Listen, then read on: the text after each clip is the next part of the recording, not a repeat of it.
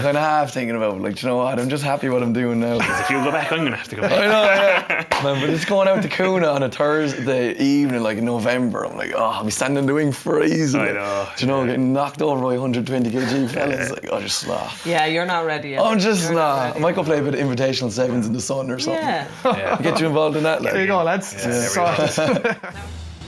Joe presents House of Rugby, United Rugby Championship, together with Bank of Ireland, proud supporter of the 4 Irish provinces.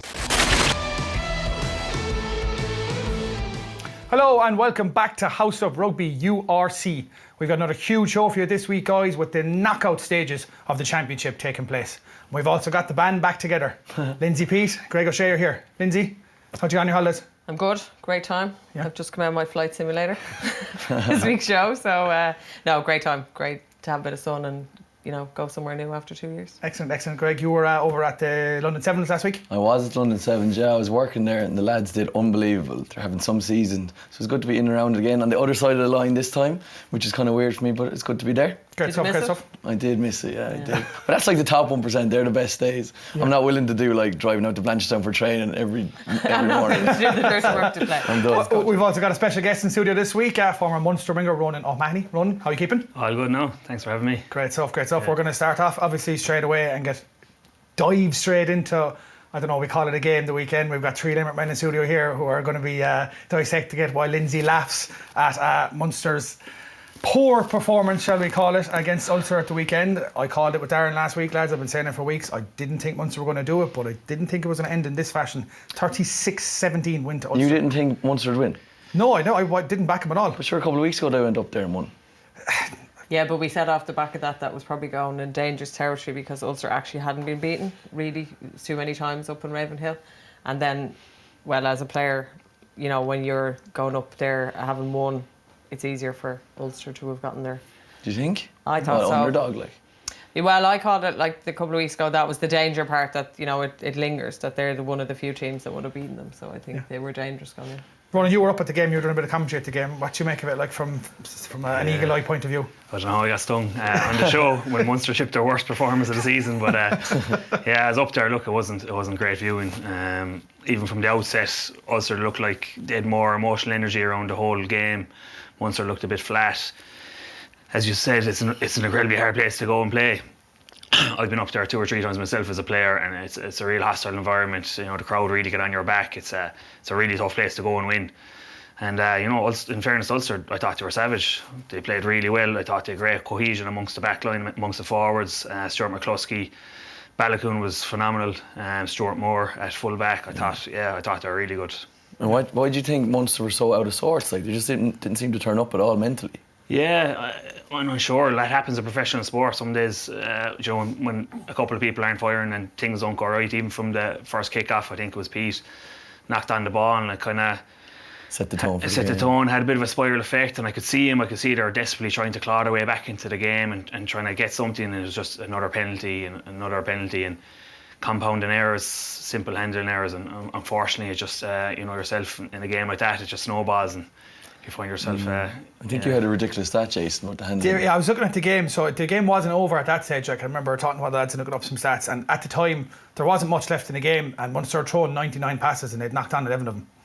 So I mean, it's every between one that and when Gavin Coombs got such a great block down on Cooney, and then he couldn't ground it, I was like, you know what, it's actually, you love that mercy rule where you're like, we just need to go home now. It's just not going to work. And they needed that moment just to try to get back into the game and see could they claw something back. And look, that's the way the game was going. They weren't getting anything. Oh, listen, absolutely. But do you think, like, obviously they had such an immense game against Toulouse a couple of weeks ago. Do you think they're just zapped of energy from that, like a colossal, and like Peter O'Mahony stood out that day, but are Munster in that transition where they have such a historic, experienced old guard, but they haven't yet blooded the new players to come up and take that responsibility? Yeah. Because it's hard. Like, rugby is not a game you can force. Like you said, when you try and force it, then you're having knock-on, there's penalties, you know. You can't do it. You have to let the game come to you. And when it's not coming to you, you know, where do you go? I know, yeah. I suppose it was a combination of a number of factors. The fact, obviously, a lot of the coaching staff are moving on. You know, like what coach is actually getting the players up for that match?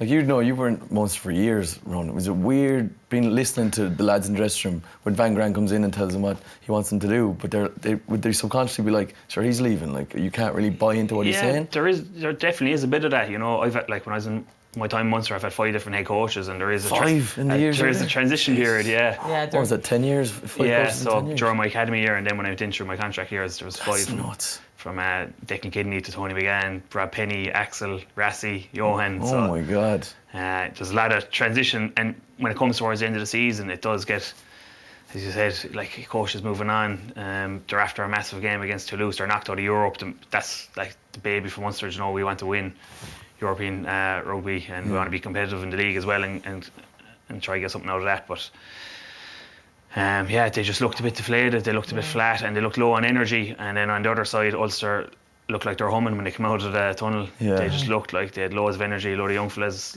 very eager to play rugby, and Yeah, that's what I found mad, because from my years in Munster and you being there, the amount of time that was spent on, like, defensive moves and who's going to take what when, and Ulster cut open the boys 2 or 3 times off first phase, which is so uncharacteristic. Like the likes of Chris Farrell, Conway, Delande, they're just getting opened up, like. Yeah, and like, their defence has been pretty good all season.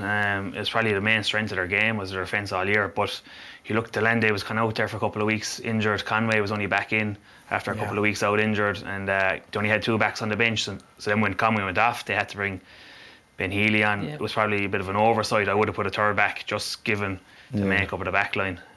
You bring one player on and you have to move Carby full back, you have to move Mike Haley onto the wing, and it just changes everything from how you would have been training during that week, you know. Yeah, I was actually with Joey Carby yesterday, and I was chatting to him, and I was like, what's going on, man? Like, and he said, we're just ready to close the chapter on this season, and they just all want to get to next season and start fresh. Like, he said, I think they're just exhausted from it, just all the moving around the coaches, but they've done all right. They got 2 quarterfinals, URC and European Cup, which isn't the worst. Obviously not great being a Munster man, like, when we should be fighting for the title, but. We're probably being a little bit harsh on Ulster. Like, I thought they were good. Like, they took the ball right on the gain line. Like, Hume was ridiculous. Like, his little pop pass, he had such a split second to get that off. Ballancoon ran. Like, they always had a man running.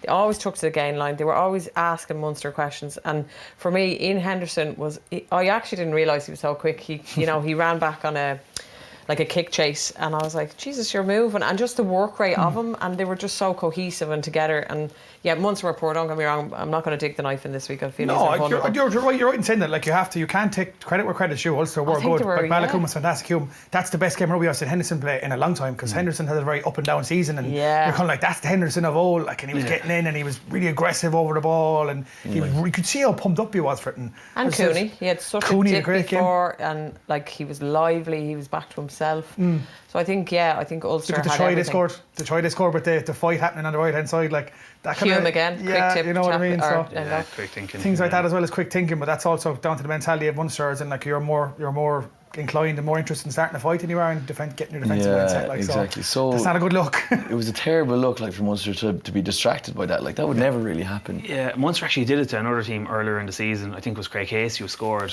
and it was very uncharacteristic from to concede like that. I think they just met, obviously Munster didn't turn up mentally, and then they just met an Ulster team that were just on fire. It was just a bad day to meet Ulster up there. Like, everything went well for them. Everything went well, and like, even their set piece was unbelievable. Their maul was very good. Their couple of strike plays when we see Ballancoon up the middle of the park, like, that's training ground moves that you practice on a Tuesday, on a Thursday, and then you produce. Well, Munster had that opportunity, but just didn't produce on the day, didn't get their accuracy right. So it's so rare for it to just be so clean off first phase as well, and they did 2 or 3 times. Like, I know, so it's crazy. How good was Ballancoon when he did the 3 efforts in a row? It's crazy. Yeah, it's just a monster hit. Go to New Zealand now. He got Joe. He tackled Joe. That would have been try if he didn't get him, and then he turns it over, and then he makes the break afterwards as well. Turns it over the kick. He makes the break then after the set piece. That's 3 moments in the game. Massive. Save 7 points and you end up scoring 7 the other side. Like, that's 14 that's game changing swing. Like, James Hume was the centre of the day, wasn't he? Yeah, man of the match. Fantastic game. We keep saying about him. Like, he quieted down for a while, like, after playing so well and getting into the Six Nations squad. But last few weeks now, he's really playing well.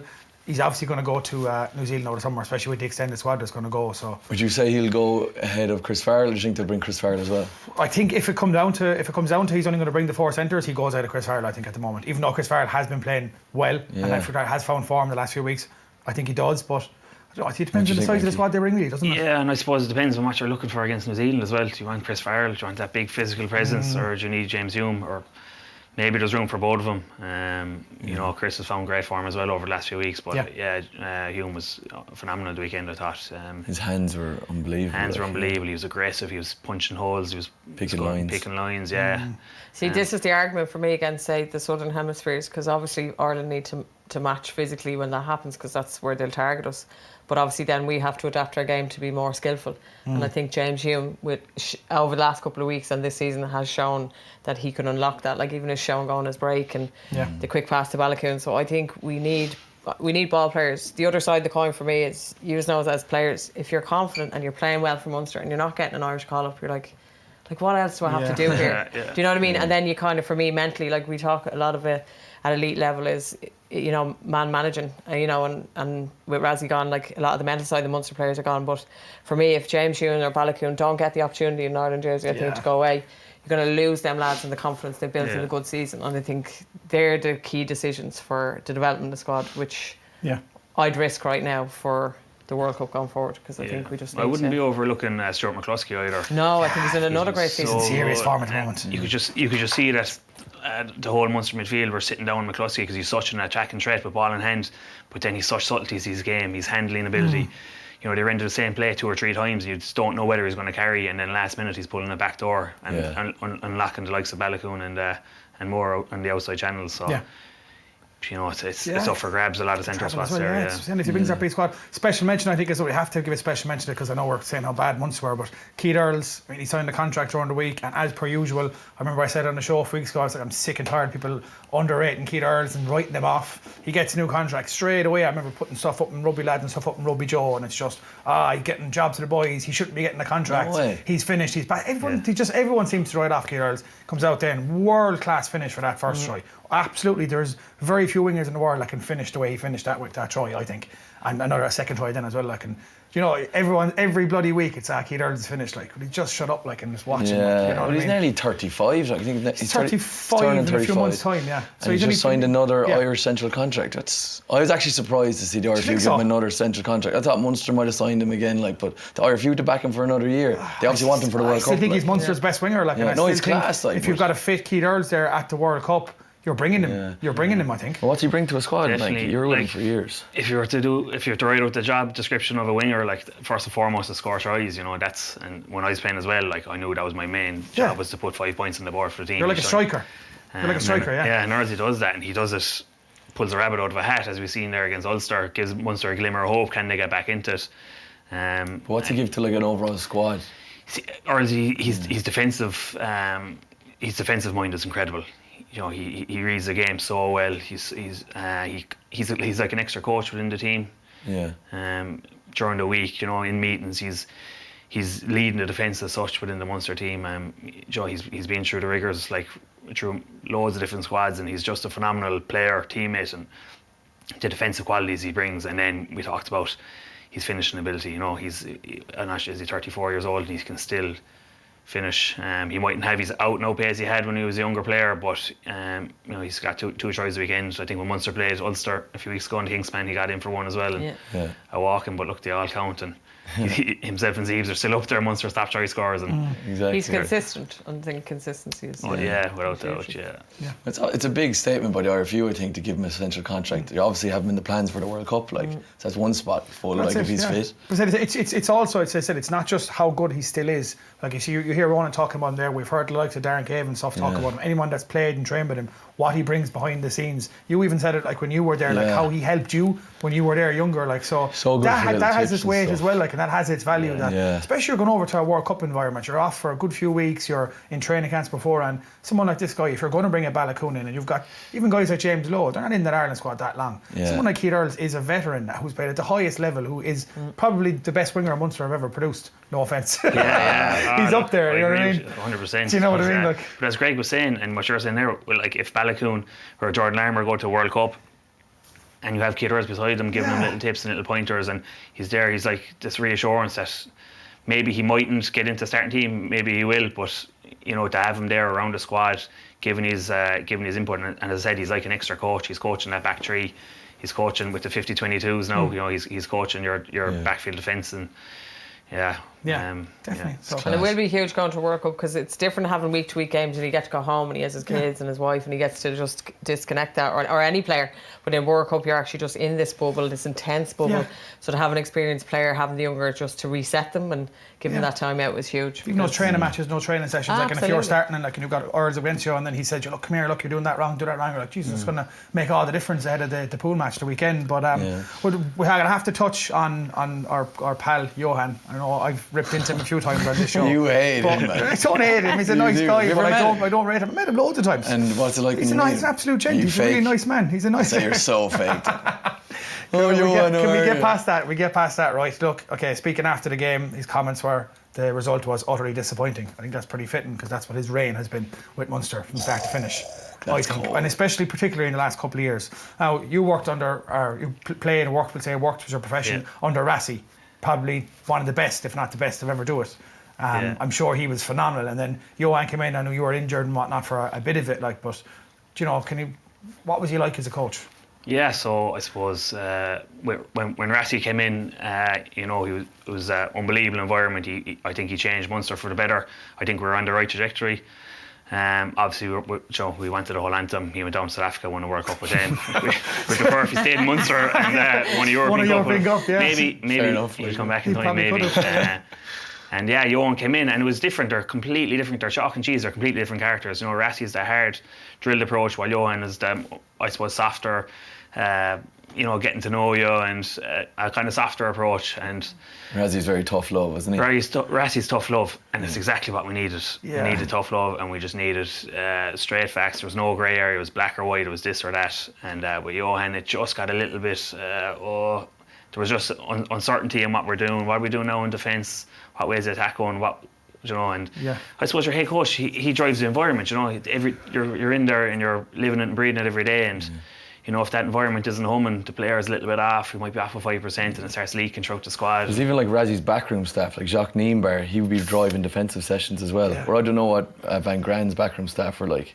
Yeah, like Jacques was incredible. Like, absolutely incredible. Rassie was pulling the strings, and Jacques was the man on the ground, running around, getting it all done. Like, he was phenomenal, unbelievable.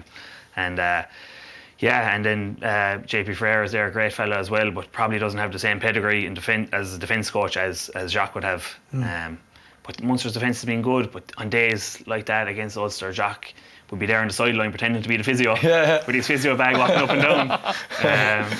Still doing it. Yeah, shouting on, telling you exactly what calls Ulster are going to play, or what moves they're going to run, what players to watch, tell you watch the winger, this is what they're going to do. Unbelievable. And he'd be running on pretending he's giving you a spray and telling you need to do this, that and the other. And it's genius. Isn't it? Yeah. It's and it was just, that was just so good. And I remember at the time our defence was absolutely humming, like under Jacques. And it's just a little bit different with JP, and he has a different approach, which doesn't mean it's bad or worse, but I think the defence has gone slightly backwards. I think our attack since Larkham's came in has definitely gone backwards from where it was. So and a welcome addition, seeing Prendy and Leamy coming into the coaching team. That's a big thing, I think, like as you were saying, kind of like with Rassie, like he needed a bit of tough love. I'm sure Prendy and Leamy, especially Leamy, will give him a bit of tough love, but also a lot of what people have been saying the last while and the last couple of years is that Van Gran doesn't seem to understand or appreciate what Munster rugby means to Limerick and Cork and the rest of the counties, and what it means down there, and what home apart means, and what Europe means. Someone like Leamy and Prendy, they're proper men from Munster that know what the score is. Like, do you think that's what Munster need at the moment? Like, get Munster men back in there to sort shit out, essentially. You definitely need a Munster man in the coaching ticket, without doubt. You need them around, just because they know the AIL structures, because you have players cropping over, you have players going back playing that. They know the school system, they know lads coming out of school, they just know how it runs, and they know the culture, I suppose, of, you know, it's very hard for Johan Van Grant to come into Munster and understand the culture and all that straight away. And he just didn't really get it, you know. It's like, no, this is what we're doing, or this is the way it goes, and he just struggled with that. I felt a little. Like the Munster lads understand the system that you came through, like the school system, the 20s, 19s, where lads are coming from. Even probably know some of their families. Like, it just builds that culture. So I think those lads coming in might spark the Munster performances again. Do you think they will? Munster DNA. We said this a couple of weeks ago. We just felt that, like, you know, like Axel and Leamy and everyone who were during that successful period, and some of the younger like the Craig Caseys and the Ken Dellans coming in. Like you can see that in them. But we need more of it because there's no point in having these big names who don't understand the heritage and Where the they DNA. came from, like, no, yeah, absolutely. exactly, yeah. And I think one thing probably Leinster are doing well, and we've seen that with Joe McCarthy, which we'll go in our next couple of sections, is the school systems in Leinster are just a production Joke, line. man. Yeah. Like what's happening in Munster. They've got a lot more as well. That's the thing. Like, Oh, listen, compared they to what's absolutely, there in and I'm a Limerick. Northsider, so I'm not in any of the schools, like, but they are like a mini academy feeding into a bigger academy. They've got a lot of private schools in as well. Like we don't have that so Absolutely. much in Limerick. Like in a lot of our, like the likes of But- Crescent Comp and Art School and Munchins, where a lot of the players are coming from, and there isn't that many private schools that they can literally farm rugby players. And No, stuff. they But can't. The thing with Leinster is that I think 95% of the squad is from Dublin, like, or something crazy like that. Yeah. Like, you know, they're all homegrown lads. And you've Leo Cullen there who obviously knows where they've came from. Like, so it obviously works. Yeah. I mean, do you think that's going to work for Munster next year? No, there's going to be a big fix. I suppose when we talk about the academy and the underages, there's a massive fix going to have to happen there, especially in the school system. You know, the Leinster lads are coming out and they're playing international rugby within 2 years, while the Munster lads are going to school and learning how to do weights, like, you know, properly. Yeah. That's the kind of difference. You know, you want your fourth, fifth, and sixth year in school. You want to be coming out fully conditioned and ready to go into professional rugby, while that's only happening in Munster when they're coming out of school. So it takes 2 to 3 years for that even S&C to kick in. As you said, like the Joe McCarthy, he came out of school and he's unbelievable. Listen, Like, he's Stuff, like, you don't even have the facilities. Like, 'cause in a lot of the schools in Limerick couldn't even have. Like, I remember, like, even when I was in school, like Art School, the gym was just like a little shed now. I know they've got a new school now, like, but Your Art School, a lot right? of the Castletroy, like the Castletroy, are their gym facilities, are they great? Like, same with Camp and they all Munchins. need investment. Like, Just and to say that, again, if you're a that's where private that's the school, it might be easier to get investments somewhere or wherever. But public schools, it's just it's just not there. It's not, no. But what might work for you guys is, considering the like geographic, and it's a lot bigger, is like a bit like the GAA, so centres of excellence that are run by Munster. So like they're close, they're like a little hub. Yeah, we used to So use the UL, schools- that's what we used to use. A lot of Absolutely. schools. So the schools that, you know, you've Freston S&C, like whoever's handpicked from the schools are in there, and at least get some batch of players like already ahead of them, because they've tried to do it all the way along, like coming up through Munster. They've tried like the tips, like where you've like under 16s going in the morning training in UL and stuff. But I think they need to get more funding to the schools, because obviously 3 different schools from Limerick here, 3 big schools, and like all our gyms are like sheds in the side of the school. Like, do you know what I mean? It's just not going to do the trick to go up against like a Michaels or a Clongowes or a Terranure, professional academies nearly. Like, Yeah, you'll get an outlier. You'll get an Alex Candellin, like, who will come out and be able to go straight in within 18 months to 2 years. But if you want a proper crack off it, you need to upgrade the in the school schools. systems. Definitely, yeah. yeah. do you think we'll get any credit when Munster becomes successful for revamping it? Look, moving on. We'll move on to. There was move another on. quarter-final on the weekend. How did the Leinster get on all right? Yeah, well, obviously we had heartbreak last week, and they had to get back to business, and they did so in style against Cricket a very poor Glasgow team, where they put 12 tries on them. And How are you scoring 76 points in a quarter final? Like, cup rugby, like. I saw it and I actually laughed. I was like, did Glasgow even turn up? Like, joke shot, They like. absolutely weren't playing the didn't. second half anyway. Like, Honestly. Yeah, some of the tries that went in at the end, the Glasgow guys are just like, all right. Genuinely gave up. Didn't I've even never chase seen a back. team give up in a game of rugby. I was like, you can see, as you said, a cricket score, 76 points. It's nuts, like, yeah. Like, and Leinster didn't have a bulk of starters, like, and I know they put lads on the bench, but like, no Didn't Sexton, no Lowe, no Keenan.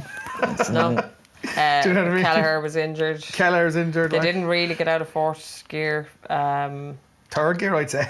Yeah, third gear. They really didn't. Really, like when Frawley got that intercept, I was just like, I'm actually embarrassed. Like, I'm a Leinster fan through and through, but I was shamefully embarrassed at Glasgow. I was like, you are shameful. Yeah, Like, I could have got my mother's Leinster- friends to show up. They would have ran back for that. Leinster are in a spot now where they could probably compete with 2 different squads in the URC. Yeah.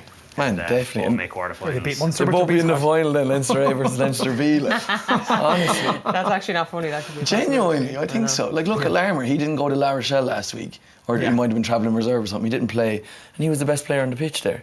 He was incredible, running around. Might have missed a beat by not bringing him last week. I was Because just gonna say. Lowe wasn't fully fit. Larmer had that game against Munster, and now we've seen him with that game there. they really struggled to break down La Rochelle. There could have been a bit of an oversight there. Maybe he should have travelled to What a time for him to Marseille. start stepping up, like with the New Zealand tour coming. He has to go, like. Well, will they bring him and Balakoon? On form, you expect it. Like you're Imagine saying, the you two need. of them coming off the wing, like absolutely trying to cut through the fences. You know, in that open play, I was like, But you're saying that these guys need to be rewarded for playing well, like. 100%. the fact that he can play full back helps as well. So when you're travelling, Yes, and you know what? He's developed the kind of more mental side of his game. Like I thought his draw and give was better. He had a try, save and tackle.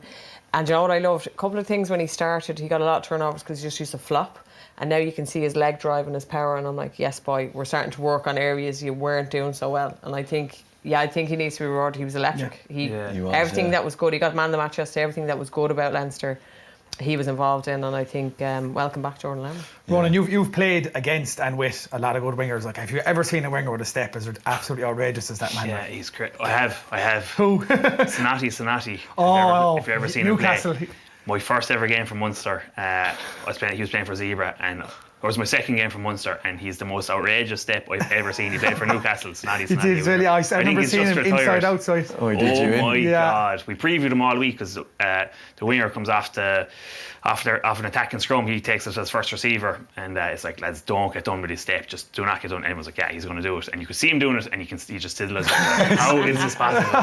He's the most outrageous. Is he Fijian or something, isn't he? I think, or something like that. Sure He's an where he's Islander. from, but if you look up YouTube, he is different gravy. Yeah. I remember clipping a try of him years ago, and it was Newcastle, and literally I'd say that much space down the wing, and in the space of half a second he goes inside, outside, boom. And you're like, sorry, I don't even know how your legs can move like that. Like, and he just kind of just shocks in then like that. Yeah. The winger was like facing the opposite way by the end of it. Like, I don't know what's going on around him. But that's what Larmer did to number 10 from Glasgow yesterday. Yeah. Turned him inside out, like. Yeah. They were on a man and then he beat him by like 2 meters. Like, it's I insane. love how he uses as well. He doesn't just use his feet, he uses his arms as well. So he'll have the ball in his left hand, and he'll jump off the left, and he'll switch it back to his right hand, back to his left as he's moving his feet, all in this one little movement to just bamboozle the defence. Like, you're no way, how do you defend that?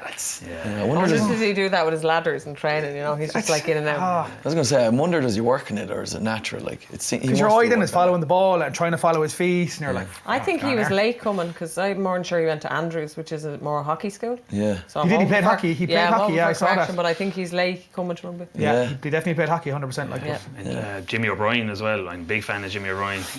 He looks like a fella who could play literally from 10 out to like 10 centre, wing, full back. Obviously, he played the weekend. Yeah. He's played 10 for Leinster a couple of times. Has he? Like, Yeah. He has. He was impressive last week because I felt that, like, obviously La Rochelle targeted him out in the wing and he got caught a little bit once, but he's developing week in, week out, Jimmy. Like, he's not only attacking, like, he's smart. He's another good player. Yeah, I'm a big fan of him. Every time I watch him play, he's so elusive. He's got great footwork. He kind of full package, kind of like you, Keenan, in a way. So Yeah, exactly, yeah. they're spoiled for choice. You're saying all the wingers you're mentioning there, like, I know they're going to bring a big squad down to New Zealand because they've got the 5 games, but you're saying there, so we're talking about Jimmy O'Brien and James Larmour, then you've also got Jordan Larmour, sorry. Then you've also got, because I was supposed to say, and James Lowe, then you've got Mac Hansen, you've got Conway and Earls down in Munster.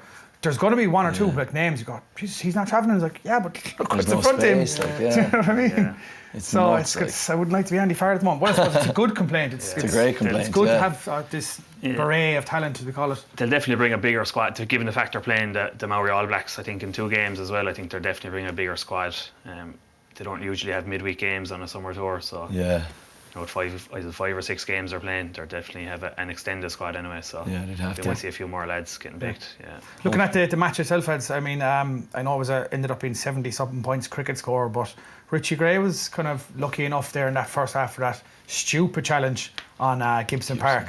Got a yellow card for it at the end. Like, remember we were talking about that before I would down have there. given him a red. Could have been worse, yeah, because he comes in with the shoulder into the chin, and it's just reckless, isn't it?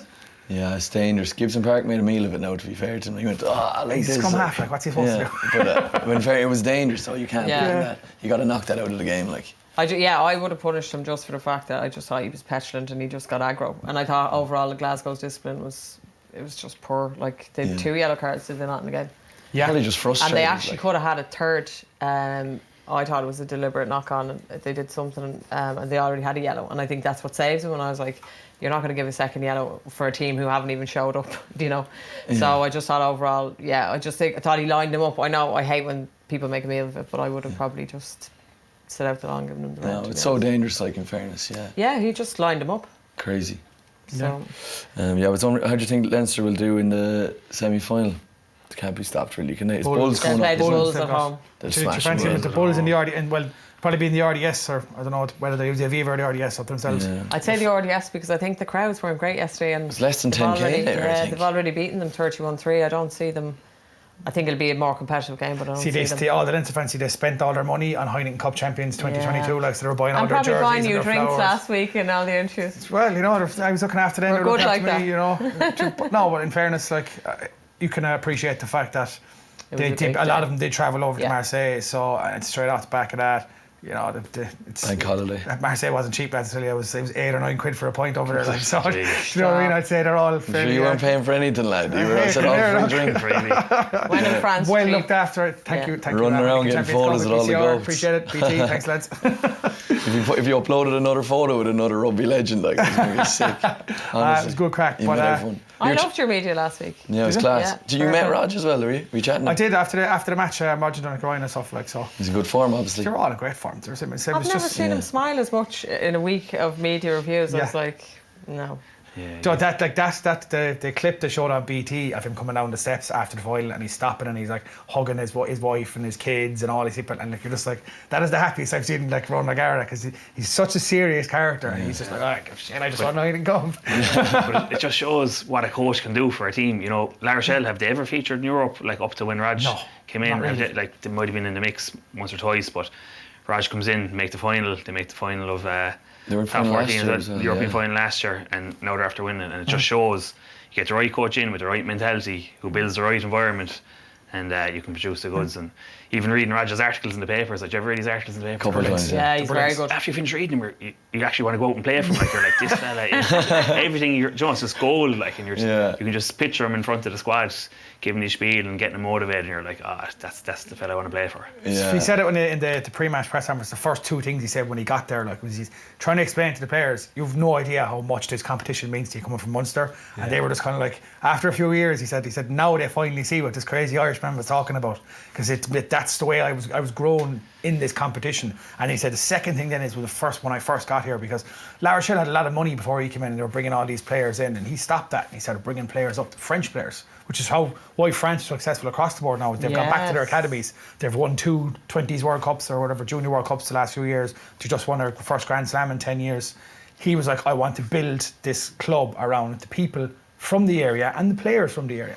Which is why Munster were so successful in the past, because he's using the successful Munster blueprint. Yeah, It's building just a a pity he culture. can't bring it back here. Yeah. Well, I'd say Munster are only gagging to get him back as DOR. I don't think. I don't think he's going to come back for these lads. Yeah, I think he's gone too big for Munster, unfortunately. But the thing with Hard to Rog say. was kind of sad. I'd love to talk to him on like a private basis, because when he retired, he got no send off. It was like, he was just gone. Remember that kick against Scotland where he it did a was crap awful. crossfield? Then he was just gone. And then I think Bod retired the next year. There's a big parade in Dublin. It's probably still going on. Remember And I the was big thing coming out from the stadium and Honestly, everything. and I'm just like, We have what Bod about Day Rog? every Friday. It's like Bod has a lot to thank for Rog for everything that went on. And then he went away to Crusaders quietly, started coaching down there, Racing quietly, La Rochelle, now he'd have to win in the European Cup. And now everyone's hullabaloo about Rog. It's like, did you care about him when he retired? Like, No, I'd That's why love, he won't come shipped home. out I'd love to the know, door. is he a bit bitter? Sport Like? is a cruel world. You know that yourself. Like, you were to retire young, like, no matter, like, you're easily forgotten about it, no matter what level you play at. Like, even for someone like Ronan O'Mahony, just go, yeah, whatever. It doesn't matter who you are. It's just the way sport works, unfortunately. Yeah, isn't you're it? right. It happened very quick. And even with Munster, we normally have an end of the season. When Roger retired, I think it was 2013, because I was only just coming in as a senior player. I think they played, was it Claremont they played, and that was his last game. I think He never told anyone, did he? Just last kind of said it Claremont after the away, game. and that was it. Like, we're still, I think we still had some of the league or something left in the season, but that was kind of last few seasons. just gone. He wasn't there for the kind of end of the season wrap up. He's top point scorer for Ireland and everything, like, and he was just gone. In one day, gone the next, and no one said anything. So But he went after Racing. But I think out of Crusaders first. he and then speaks Racing, yeah. was a Crusaders. The way he speaks of Scott Robinson and Crusaders, and I'd say so. it kind of seems like he's learned most of what he's doing now off Those guys. Off those guys He's down fairly there, put in so- his work, hasn't he? The last couple of years, like it makes sense that he is where he is now, just learning his trade. I think a big thing people forget as well, I was at the European Player of the Year kind of awards thing the morning of the match, and they were going through the history of it and stuff. When they first brought the award out, so I think it was 2011 or 2012, he was voted the best player because they wanted to do when they first awarded the award, the competition was on for like 10 or 15 years. Like, who's been the best player over the last 10, 15 years, and O'Gara won that. Oh, Do you know what I mean? So that's how highly regarded he was then at the time. Like, to be, you're the best player in Europe over the last decade or so. Do you know what I mean? Not just for the year, like. So that's how, like, yeah. You know, and he's obviously transformed that into become one of the best coaches in the world. He's probably the hottest coach in the world at the moment. I don't think there's a club or country that would turn down on Name your price, like, you go anywhere. That's it. You win a European Cup and your value just goes through the roof. That's it. To do it so quickly, to do it in the manner he did it, like, as in, he had a COVID-riddled season, and then he had his first proper full season. He got to the top 14 final and Champions Cup final and lost both of them narrowly. And then his second real season in charge, he goes on and wins it. And they're still in contention for the top 14 as well. So he could. And actually, with, like, I know you were saying, like, a lot of the Leinster fans, we'll win them. The only thing I was thinking was, Leinster were so bitter about losing in the semi-final last year to La Rochelle. I was like, they're going to mentally have one up on them. Yeah. So for Rog to get it right even further, which we were saying, I was like, I hate you for that. It was like a game of chess. I could see him just, having everything ready. But I also think he's a man, he won't leave them. I think he'll just keep building the dynasty that he's created. You don't think he'll come home, no? Not in the state Munster I'm sorry. He said they're only getting started, so I presume he's going to be there for another few years. Yeah. So it's inevitable he will come home, but it's good, as you said, it'll be a few years. He will, because I think he loves Ireland. He's a very proud Irishman. He loves Munster, he loves Ireland. He will, but he's in no rush whatsoever. He's in no rush. If you're time in your coaching career, like, international coaching seems to be not the cushiest now, but like, you've only 10 games, you're not on the road every week as you are with a province. So like, if you did come back to Munster, if you're 4 or 5 years and then you coach an international team, but that's you out till that you done then, really. You know, so he might be timing it perfectly. Yeah, should be delighted living over in France. That's it. Every morning. It's meant to be lovely, La Rochelle. We'll move on. Like, we could talk about O'Gara all day. Like, we could do a full podcast. That'd be so interesting. But we've got some fan questions to run. Nothing too serious now. These are grand. We haven't prepped them this week, no, so, but they're all right. They're fine. They're not too bad. Right. So first one up is, as most of our listeners would know, you had to retire early because of injury. How was the transition from rugby into non-Premier, especially when you was taken away from you when you weren't ready to go? Yeah, I suppose when I finally made the decision, it was like a weight off my shoulders, because I was struggling with injury for the bones of 18 months to 2 years, trying to get. I think I played 2 games in that space of time. But then when I initially retired, I suppose the first 6 months were kind of like a bit of a novelty. This is great, and you got a nice little send off, and it was probably after the 6 month period we were kind of like, oh Jesus, what am I doing now? You kind of, as you said, you get forgetting about fairly fast, and I'm okay with that. But my kind of attitude now is like, I've been there, done that, and you kind of look forward to, like, the world's my oyster now. I can kind of, what avenue am I going to go down, or what way do I want to go now? So. You know, it's exciting times now, but I suppose that kind of after 6 months, there's a little period there where you're wondering, oh Jesus, what way is this going to go? Yeah. And did you find it hard transitioning? You did, like, mentally. I know I retired last August, and I found it very hard to transition and get away from the structure of training every single day. Oh yeah, I need structure. Like, that's I'm institutionalised now at this stage. I just need I need, like, in Munster, I need to be told what to wear every day, what colour t-shirt. I'm sure your missus does that for you now. At this stage, but I do miss it. And I kind of strive in that structure, so I try and create a very good routine every week and every day, and plan out my day as I would. But I have no game, so I'm kind of, there's this massive void where I'm like, oh Jesus, I need to fill this here. Yeah, exactly. So, I do I still train a lot. The one thing I chatted to everyone who retired is like, I stopped training, and I started kind of maybe have a couple of glasses of wine midweek, and I feel like shit, and then it starts, you go down this kind of spiral, you know. So what you do for training now? I do a lot of CrossFit. So I do CrossFit every day, an hour in and out. Class. I go in, I told what to do, my league, exactly what I want, and that's it. It ticks all the boxes for you. Ticks all the boxes. Yeah, well, like, you're coaching with Gary Owen now, and is that what you always wanted to do? I know you came in and did a bit of coaching with my sevens team as well when I was in there. Yeah. And you're with Gary Owen now. Is that what you always wanted to do? It's not, no. But as I said, when you're not playing rugby, you have this void, and you know, Gary Owen approached me, and I went in. I was a little bit unsure when I went in, and I absolutely love it. Class. It, like, fills the whole, like, when you're a player, you're kind of nervous at the first 5 minutes of a game. When you're a coach, you're on edge for the whole 80 minutes, and it's like real life championship manager, basically. You're picking your team, and you're putting the lads out there. So a lot of fellas say that coaching requires more time than playing, because you're taking care of a full squad. Like, did you find that, and doing analysis of games and everything? There's so much there, even at club level. Like, this is AIL level. There's a huge amount there, and I can only imagine if you're doing professional coaching, the level of detail and stuff you have to get through is. It's a full-time gig, like, is it? Oh yeah. You're loving it though. Oh, it's class, yeah. No, it's class. I love it. I just love being back in the change room with the lads. You know, it's still a good age profile, and I'm 33. Like, and like, you know, still have the crack with them. We still go drinking. And any itch to go back playing? We were kind of stuck for backs there at one stage, and I was like, "Will I do it?" And I was like, "No, I'm not." It's not worth the risk. Yeah, Mike Sherry is coaching with me as well. brilliant. Peter Malone's there. Nice.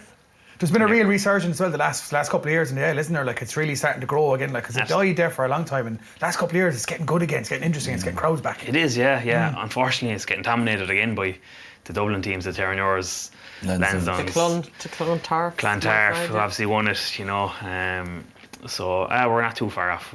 It's just, again, it's personnel is trying to get numbers. You've Shannon now who got promoted back up. Come on, Shannon. That's going to draw a great crowd. Limerick like to have Shannon and Gary Owen back in the AL playing each other. No matter what. And when this man puts back on his... we get the two of you back out playing. So jersey. Nadia. I haven't got. Have you got the call? I got plenty calls. Like, all the Alacadoos, like trying to make it happen, but like Shannon are ringing everyone. They're on. I'm sure they are, because they need a full new squad for next year. So I'm kind of half thinking about, like, you know what? I'm just happy what I'm doing now. if you go back, I'm gonna have to go back. I know, Man, but it's going out to Kuna on a Thursday evening, like in November. I'm like, I'll be standing in the wing freezing. I know. Do you know, getting knocked over by 120 kg fellas. Like, just Yeah, you're not ready yet. I'm just I might go play a bit of invitational sevens in the sun or something. Yeah. Get you involved in that. Like. There you go, lads. Now, I know this man isn't too tough with weather conditions, but who is the toughest opponent that you have ever faced? The toughest? Oh, That's a good question. I'm not sure. One of the hardest fellas I've come across, Jean Dayzl, remember he arrived, I think Rassi brought him in for, I think it was like a 6-month period. He was a back rough in South Africa, and he was as tough as nails. Like, so hard, and lovely fella. I saw him knock out the same person twice in one game. I don't know how the fella was still on the pitch in 2 carries. I think against Glasgow, I don't know, it was their first centre, but yes, he was a hard man. And Jaco Taut, who came in to centre, he was a tough boy as well. Yeah, I remember him playing with broken ribs, with this, that, and the other, and his attitude was phenomenal. I'll never forget the story about him. It's probably a bit rude to say in the podcast, but I've already started the story. Is that he was playing before coming to Munster, and he got one of his testicles popped in a game. So now he only has one testicle, but he kept playing on in the game, and he popped his balls. Like, that is a tough. I saw that happen at a blitz out in Shannon years ago. I saw actually get torn and pop out. Stop, man. Yeah, I remember him telling the story. I can't remember in detail because he was like, "What?" Like, I still want to know. Whether are you telling the truth or no? Give us a look. We see it.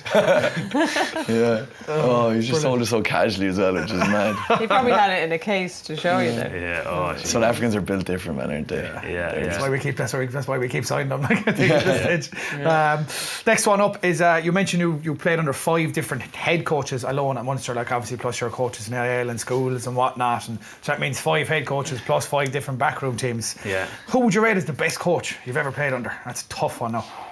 Oh, as like a technical coach, I say it'd be Jacques. Then, whereas defence coach, definitely, like, he was just phenomenal, like the stuff and the detail, and just because my defence was iffy, like as a professional player, I was okay. A lot of the time I was kind of hedging my bets and going and making reads, and sometimes getting away with it and sometimes not. But under Jacques, like, I become very specific, and I had good cues and what I was doing in D, and I was reading defences better, and I suppose my game commanded more. And then with Felix Jones there, obviously I had the luxury of him being a winger or a back 3 player, so my aerial game command huge. So a combination of both kind of turned me into a good player. And then, like, I probably, when I started under 20s level, Axel was our coach. Like, he was my first ever kind of proper coach when things started to get serious at Munster 20s level. And then went into the A team, and he was the A coach. Then he moved into more Munster forwards coach. So he was kind of with me the whole way. And there was times when things didn't look great. You know yourself when you're coming through an academy and you're like, will I get a contract, or things are getting a little bit dodgy. Axel always had my back, you know, and he always kind of gave me the benefit of the doubt if I had an injury or this, that, and the other. And I suppose I'm not sure if I would have progressed and played at Munster as often as I did if it wasn't for him as well. So just a couple of combinations there that helped along the way, but a bit of luck too. So it's some who's who of coaches when you look back. I was thinking, I pinch yourself, go, like, I mean, I played under the likes of, like, you know, Foley, probably one of the greatest players and to ever play for Munster, an absolute legend of the game. Erasmus has gone on to win World Cups. Nina Barr, who's now the head coach of the box. You're like, I got to play under all these coaches. It's classic. Yeah. So Jack technically probably was the best, but like they all had their own little their own little way of doing things, which was excellent. And I suppose as me going in now as a coach at AL level, I'm trying to kind of take pieces of each of them and say, okay, this worked really well and this did, and this didn't, and you know, you're trying to formulate or cultivate your own way of doing things then. Yeah. And Axel was so good for taking care of his homegrown players. Like, he was so similar to you with me.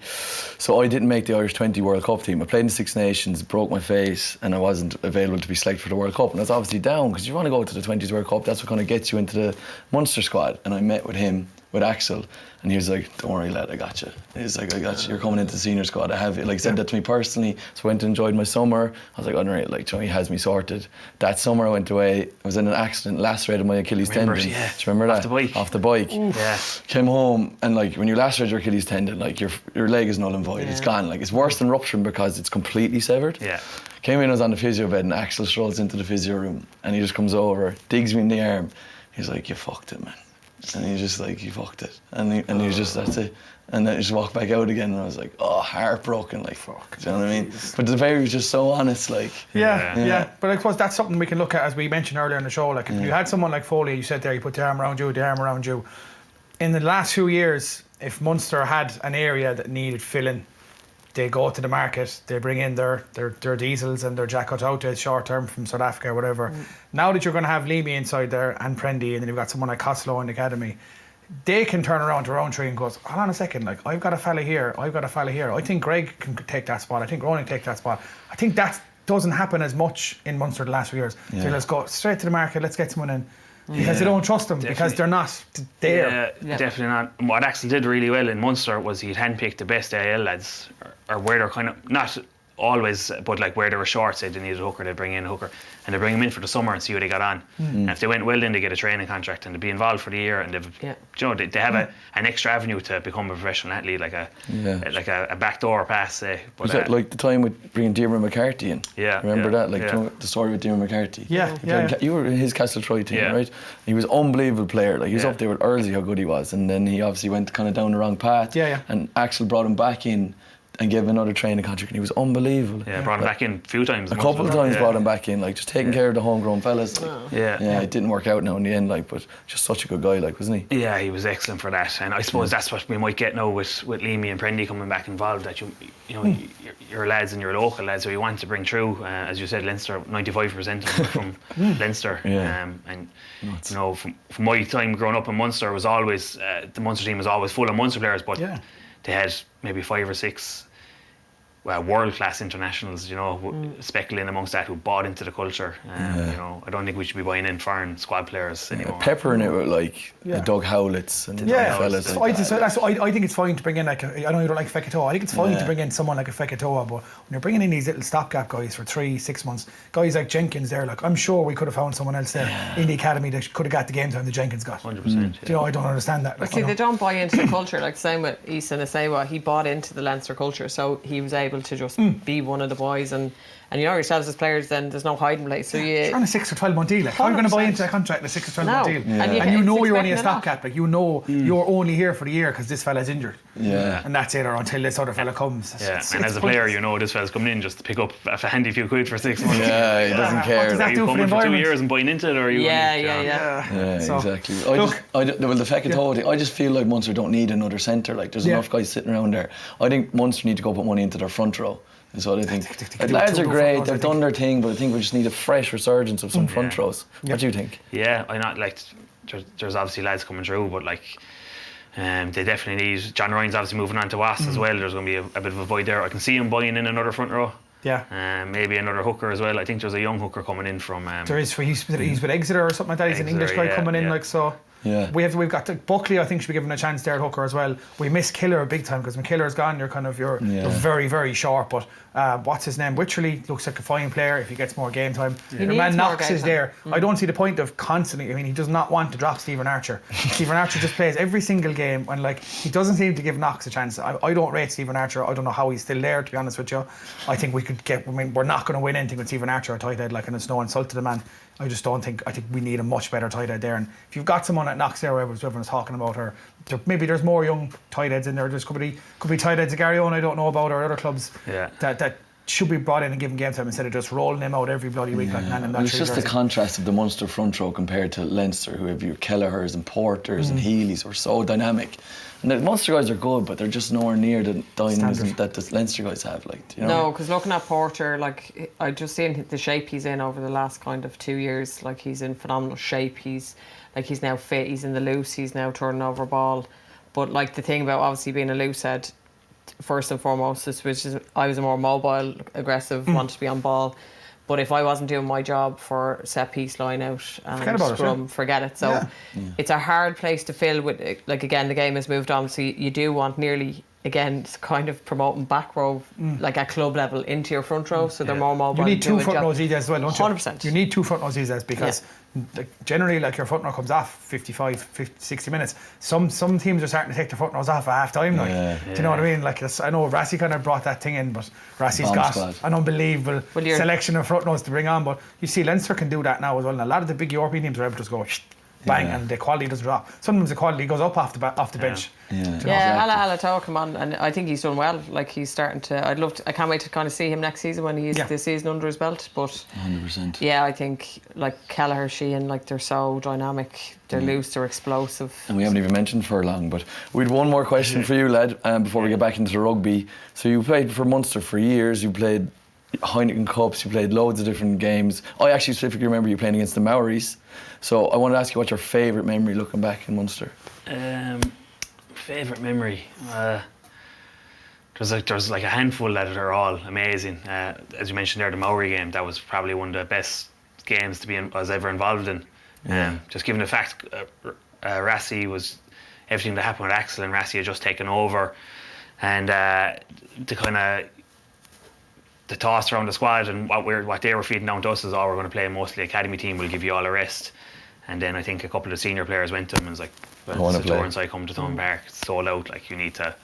And then like within like 2 minutes the whole thing just flipped, and it was like we're going after him. And that whole week and the build up, and we had a couple of days off after, so we all went on the booze for 3 or 4 days after it. And that, I suppose, those 10 days between the Maori game and after it were phenomenal. Like it was class. That's your favourite one, you'd say? Definitely, and just facing the heck out in Thomond Park, because I remember being when Thomond Park first opened and the Kiwis came and Munster played them. I think the last was Rockakoko scored. I think Rockakoko scored in the very end. But I remember being in the crowd at that match, and I've never heard Thomond Park so loud. It was incredible, and I was nearly silent going home, and I was like, I just wanted to be part of that. That was just so class.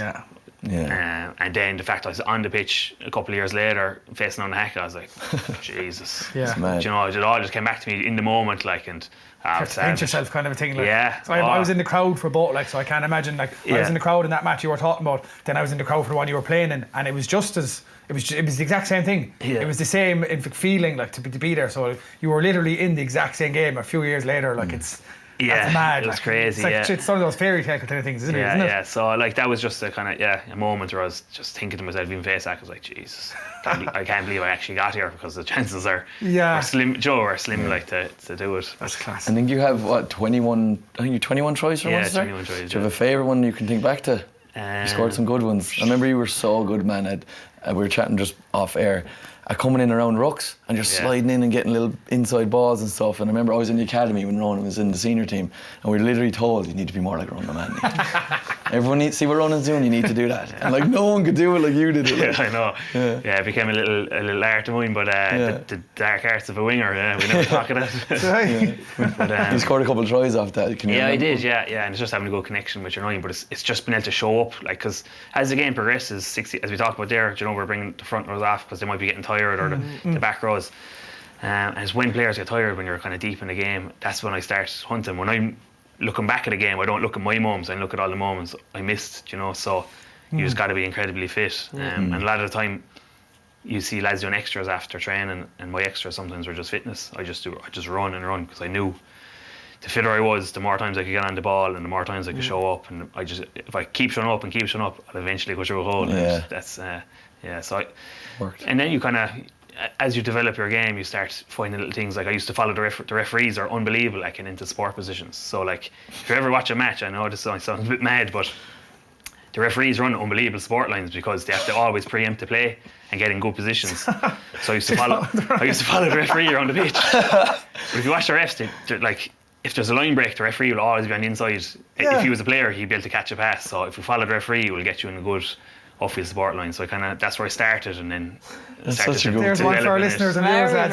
That is a very clever way of looking at it. Like, so any young players come up, like, there you go, lads, follow the ref around. Hide in rucks and follow the ref around. Follow a good referee around. You don't want to be staring into a ruck like this. Exactly, what's going on here? Get out. You still haven't given me your favourite try. Oh, my favourite try, sorry. Yeah, sorry, Chart. Did you score against the Maoris?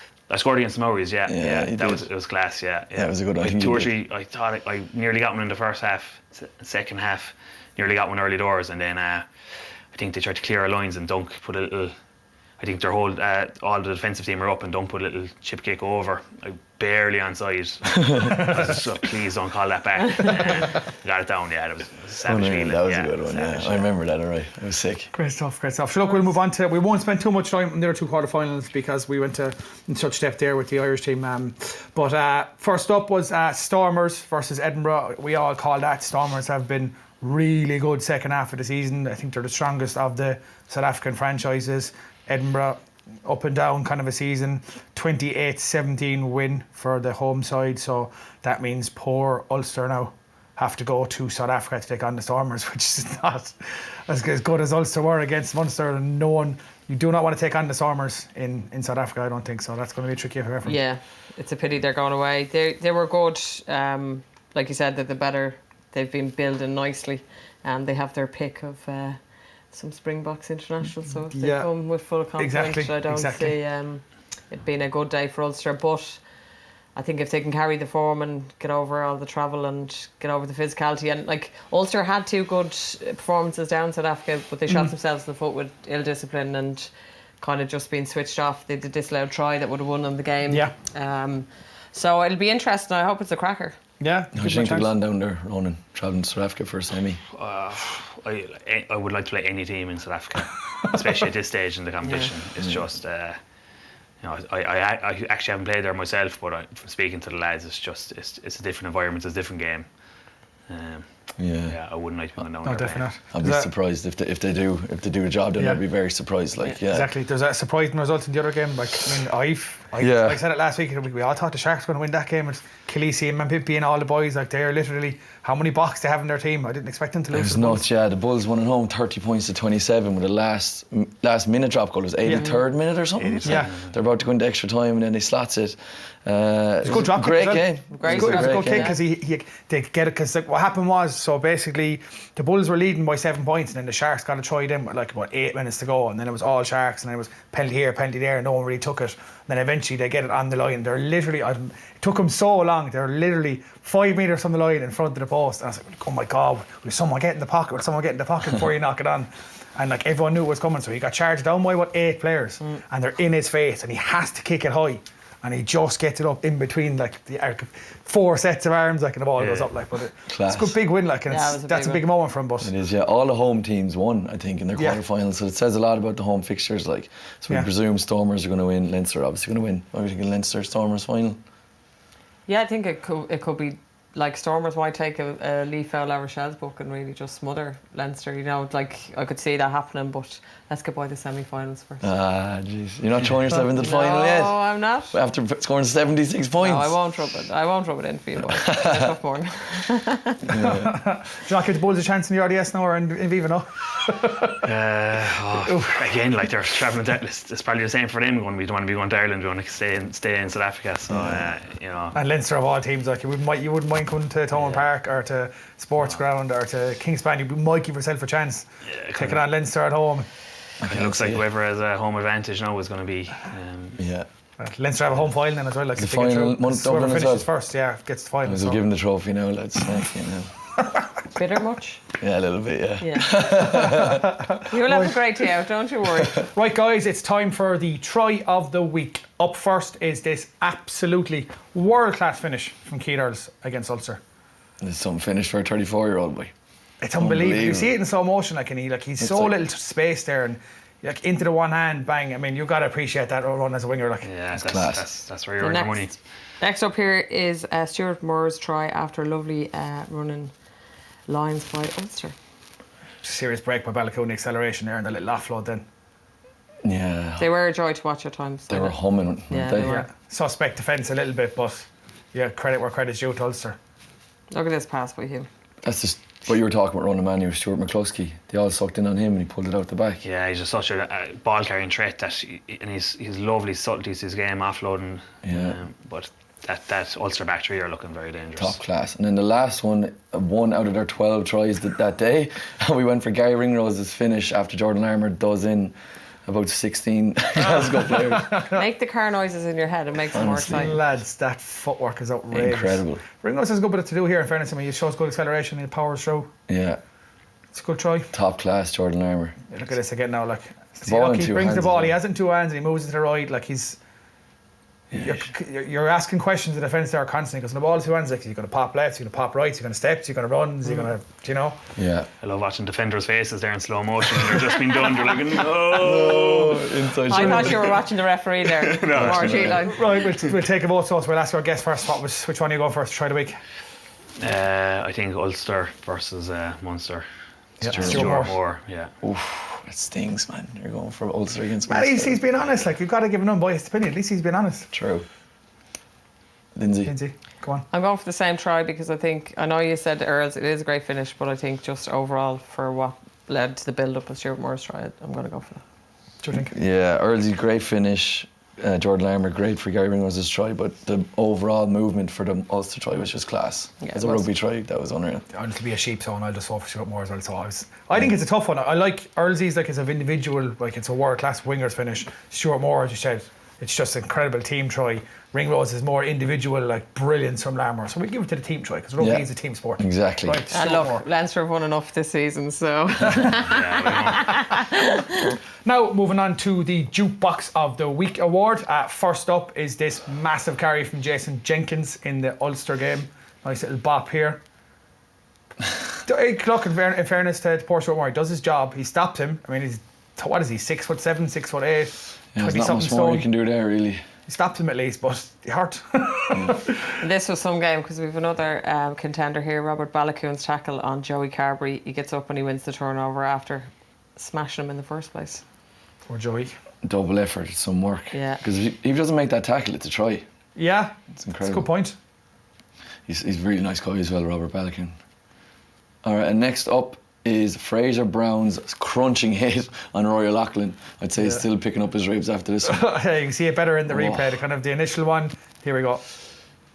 Sean Cronin His pops face just at inside. the end there. Oh, But he was giving out to Sean Cronin afterwards for the pop pass, but like clearly he asked for that pop pass. Do you know what I mean? Like, Right, who are you giving it to on? I can't give Ulster another one, so Fraser Brown, I think, on Rory O'Loughlin. yeah, I agree with that one. Cruncher, like. Yeah, I Yeah. go for Fraser Brown as well, I think. Yeah. I think I like as well as textbook, like, and It should be Balakoon, but like we can't give him double award, like. no, you can't, no. Great stuff. We'll move on, and we'll finish up with some pretty big rugby news. We've been talking about this for the last few weeks, but we weren't sure because I know they made a big announcement, like, and they probably pretended this didn't happen. But originally, they weren't gonna let the South African teams. They weren't going to be in a position to qualify till next year. The NBL is competition the year after, but obviously they've changed their mind. So all four teams that are in the URC are going to be in the Champions Cup and Challenge Cup next season, plus the Cheetahs. So you've got the Bulls, the Stormers, and the Sharks are going to be in the Champions Cup next year. The Lions are going to be in the Championship Cup, and they're after inviting the Cheetahs in, who we'll all remember from yes. the Pro 14 a few years back. So what do you make that run? I mean, do you think that's good for the competition to have these South African franchises in Europe, or is it kind of like it's not a European competition anymore? Yeah, like some of it's the still the traditionals would European say? Champions Cup. I'm not sure. This is just Champions Cup. I presume it would be, yeah. I suppose having them in the league was kind of a teaser to see how they shape up or how they get on in playing against European teams, I suppose, and they've done pretty well given the fact 4 of them are in the knockout stages so far. They'll definitely probably make it more competitive, but again, I don't know how it's all going to work. Like, do you go down? If they're in your pool, you have to go to South Africa for a week and come back. It's going to be a tough ask. You're going to want to have big squads, like as we talked about, Leinster have a big squad. You're going to be playing one team down in South Africa, you're going to be playing another team back in Ireland. I'd say that's the way it's going to be going. Yeah, it's going to be some amount of games. I don't know Yeah. how they're going to run the pools. I'd be worried about the whole. I'm not worried about them coming in. I do think, as you said, it'll add to the competition. It'll make it more interesting. It'll make it more competitive. What I'm worried about is the fact that say you've got Munster and they've got bloody, say, Stormers in their group, and you've got a nice big packed house. And sometimes you do just 2 games on, 2 games off kind of thing. Like you've got a nice home game against, we'll say, Wasps in Thomond Park on Saturday, and then the following week you're in South Africa. Like generally, if there was a match on in England or if there was a match up the country or something, Munster fans will travel to it, and it's a weekend away. I mean, now they're expected to go to South Africa, and like South African teams over the last few years have shown that they don't fill their stadiums at all compared to over here. So are we going to have European games with no fans at them? That's what I'm worried about. Yeah, Probably, yeah. That's not good look, like, and that's the whole point of like rugby will always be. It's still a niche sport. Like Champions Cup games, even English stadiums who aren't very good at filling their stadiums in rugby, they're always full. Yeah, European games are always full. Leinster versus Toulouse in the semi-final there a couple of weeks ago in Aviva. Like, they didn't even pack that out. Yeah. Which was mad to see. Like, They still had 40-something, 50,000 at it. Like still had a 40,000 good at it. half, yeah. You know, they still had 40-something thousand people to see. That's a big stadium. You have to remember that as well. Like Aviva isn't like, I mean, Thomond Park only holds 26,000. 26, yeah. The Aviva is actually our national stadium that they use, like, which they sneak into every now and then to get their home advantage. That's a 55,000 seater stadium. Like, Yeah. that's a stadium that's used for filling international games. And they're still 3/4 filling it for a club game, which I think is still. Yeah, it's really good. They'll fill the RDS every day of the week if they want to, like, for those kind of games. Like. Exactly, yeah. Well, it kind of mixes it up a bit, the South African guys getting involved in the Champions Cup. It's going to be even tougher doing now again. I wonder what the French teams think of that. Like, they won't be too happy to having to go to South Africa.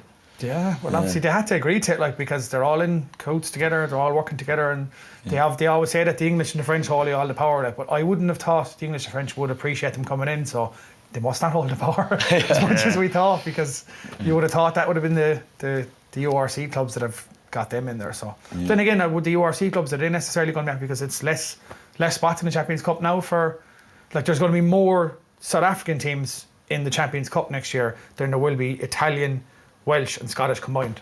But they're the 3 Combined? Yeah, sure, like none of the Welsh teams. There's only Oh, one 'cause they Welsh didn't team. qualify. Yeah, so none of them qualified. So there's more South African teams in than there is of all of them combined. But it just highlights how poor those 3 kind of, Yeah. you know, national teams have been. But is this going to deter them even more and put them in more turmoil?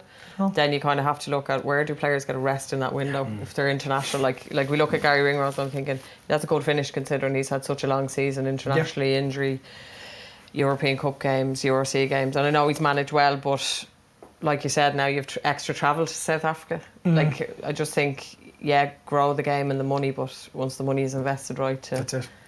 You know? So look, we'll leave it there at that. That's all we've got time for this week, unfortunately. Ronan, thanks for coming on. I hope you enjoyed it. Yeah, absolutely. Thanks for having me. Cheers. Best of luck with all your coaching and all thanks your a million. CrossFit and all the rest. Yeah, You're cheers. cracking. Yeah, Yes. brilliant. Great to have you on. And of course, a big thank you to Bank of Ireland, our partners and proud supporters of the 4 Irish provinces. We'll catch you next week, guys. Joe presents House of Rugby, United Rugby Championship, together with Bank of Ireland, proud supporter of the 4 Irish provinces.